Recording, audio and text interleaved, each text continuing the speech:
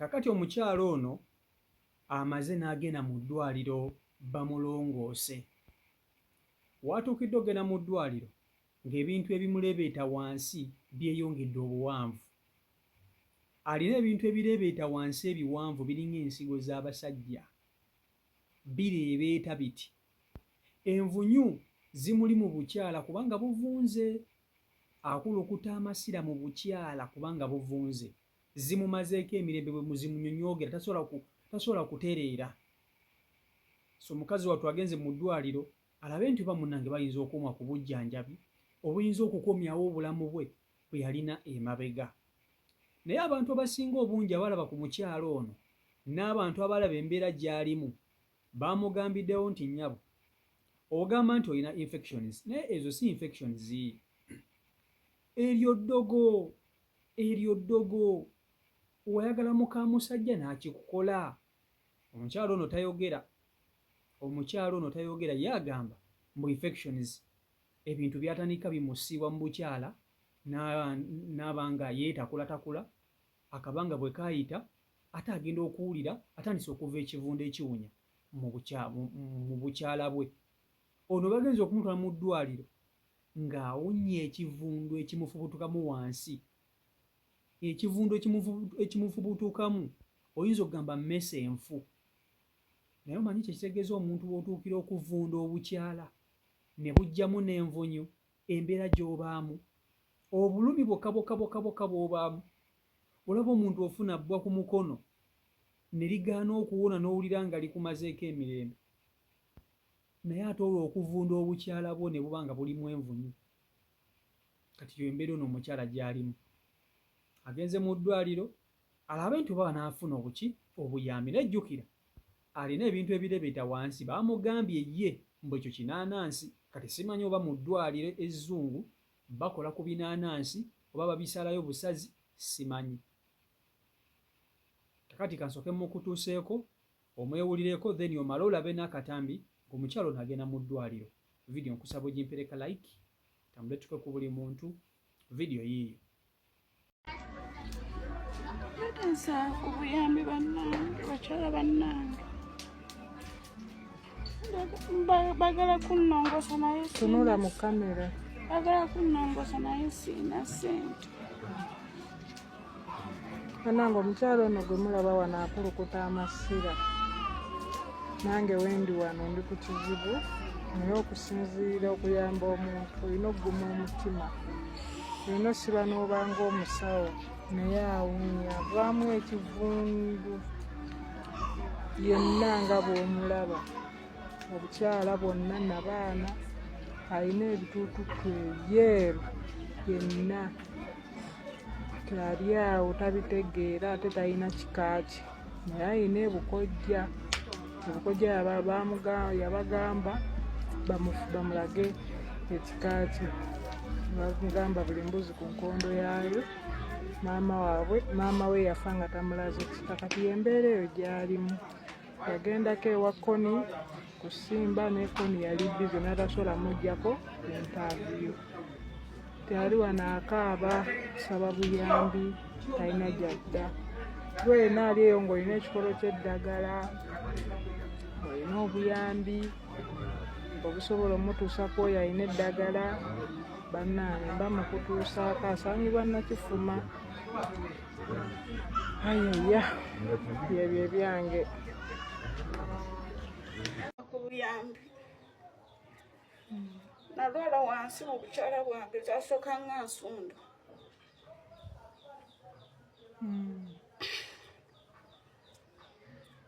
Ne bifuuka ate ebirala. Nina ebintu ebireebeeta wansi. Abamu baŋŋamba kinaanansi. Bangenda mu ddwaliro baŋŋamba kansa. Kansa yakwata mu bukyala. Naye zonna nazimba wansi nvaamu amasira.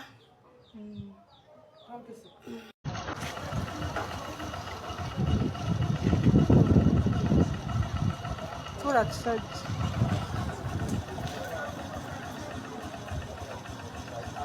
Kale akuteeke w'oyagala.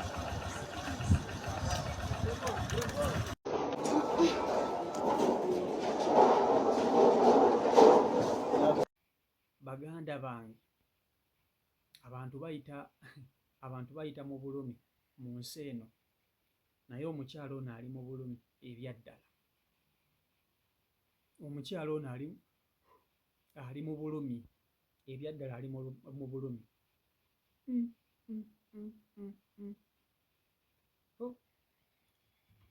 Obuzibu bwe ndaba obuliwo ye ng'omuntu ayinza okuba nga teyamanya nti baamuloga mu kusooka, ayinza okuba nga teyamanya, naye ng'abantu abakyala abasinga obungi bayita mu kulwala infections.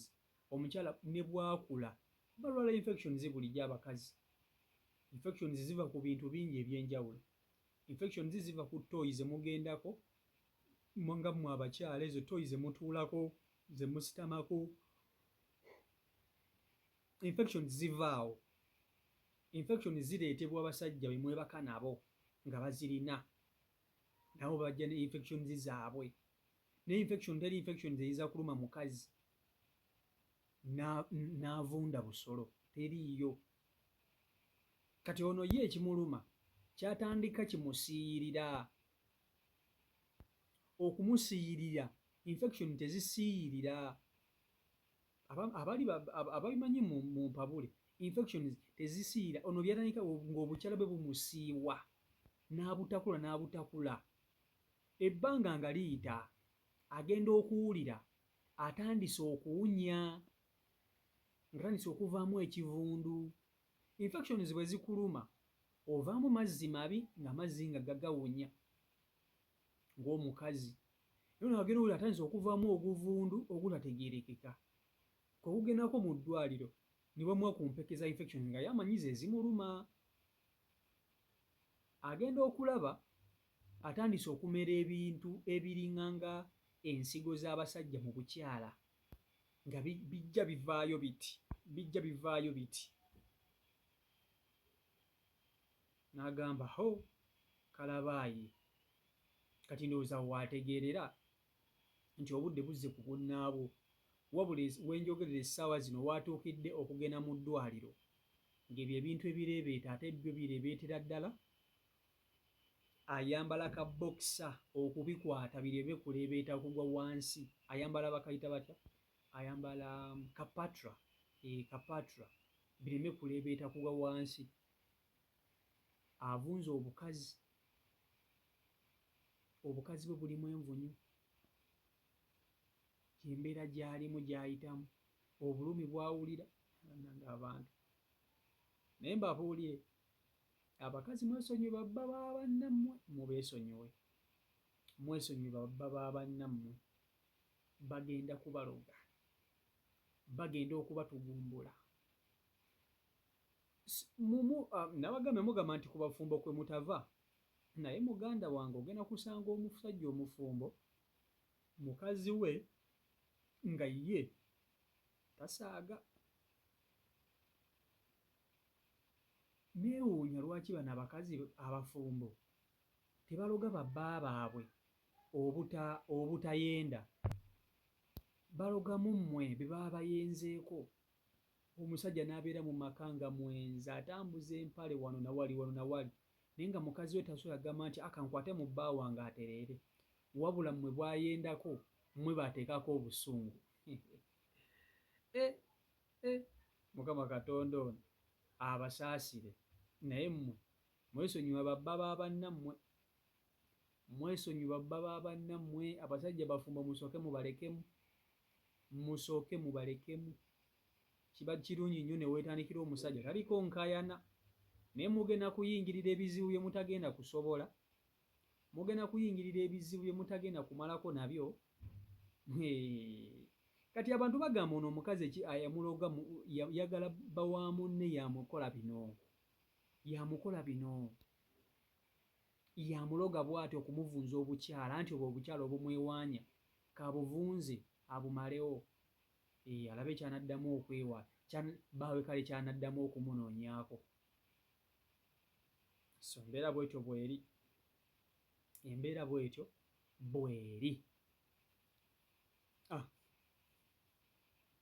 Kale CEO Michael Uganda YouTube channel kwoli mubala nnyo okuba nti ate mugobera beegumira ku mukutu mbaagala nnyo mwena mwenna mubeere bulungi mweraba.